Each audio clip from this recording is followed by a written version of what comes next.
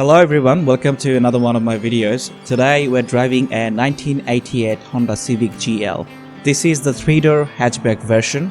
Honda also offered a 4-door sedan and a 4-wheel drive wagon as well. This was an entry-level model, so list of standard accessories was pretty basic. It has 13-inch alloy wheel with disc brakes at the front and drum brakes at the rear, radio cassette player with 2 speakers, factory sports seats, power windows, power steering. This one also has the optional factory fitted air conditioning as well. In the US market, the SI model came with factory sunroof, a better sounding stereo, some other minor interior and exterior changes, along with the fuel-injected D16A6 engine. But it was the Japanese and Europeans who were spoiled with the range-topping VTEC engine with the SIR or the 1.6i VT model. A typical hatchback rear seats at the back. The headroom might be just okay, but it is a cramped legroom that makes them uncomfortable for adult passengers. You'll be pleased to see the factory sports bucket seat at the front. They're comfortable, yet at the same time, they keeps you in position when you are going through corners really quick. The boot space is acceptable for a hatchback. The removable cargo cover tray allows to load bigger items, and the folding rear seats create additional storage capacity when needed. Let me start the car and quickly show you the engine bay, followed by some exhaust sound.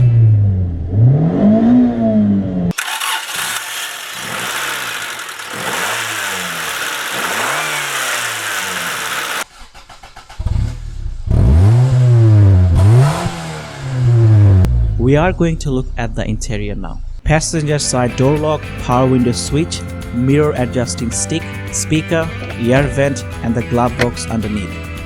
Center air vents, digital clock, all air conditioning control, factory Pioneer cassette player, cigarette lighter and the ashtray. 5-speed manual transmission, handbrake and the rear ashtray. Wiper controller, indicator stick, hazard light, rear window defogger and the instrument brightness controller. Driver's side air vent, fresh air mix switch and the coin storage underneath. The right hand side speaker, driver's side mirror adjusting stick, main power window controller and finally the passenger and the driver's side sun visor. On the left hand side you have the rev counter, coolant temperature and the fuel gauge in the middle. Finally the speedo on the right. As you turn the key to on position you get few warning lights at the bottom. Let us go for a drive and tell you more about this car. This was an entry-level car for Honda, so you have a basic but nicely laid out functional interior. Still, you might be surprised by the quality of the materials used inside. Considering that the car is almost 30 years old, I would say that the interior is in very good condition. I like this supportive factory bucket seats. The car has excellent visibility all around, thanks to its big frameless rear glass window and small C-pillar. In everyday driving, the interior noise is acceptable. However, if you are driving 110 km an hour on highway, it can be fairly noisy. Now coming to the engine, this particular one comes with the 1.5-liter single overhead cam 16-valve D15B4 engine with dual carburetor. As you can see from the specification, the engine is definitely not the best thing about this car. Still, the car weighs only 870 kg, so overall it has an acceptable power to weight ratio. You just have to rev the engine to get the best out of it, and being a Honda, revving it to the red line is not going to be a problem.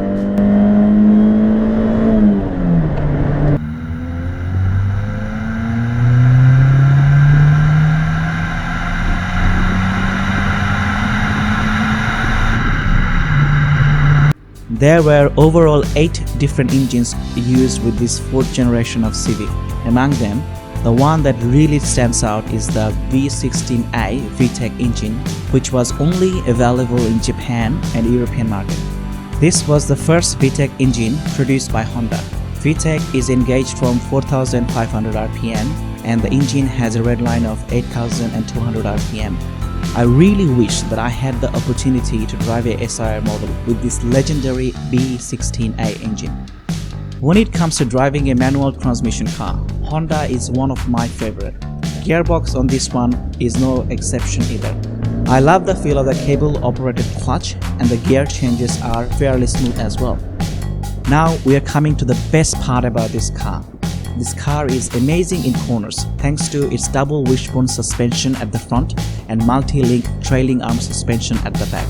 It is very rewarding to drive this car on tight corners, and the ride quality is not bad either. I still cannot believe that this car was sold as an Econobox yet had such an amazing handling characteristics. The car is good on fuel. Unfortunately, I do not have the official figures for this model yet, so I have included the figures for the 1991 Acura Civic GL, which uses the same engine and the gearbox.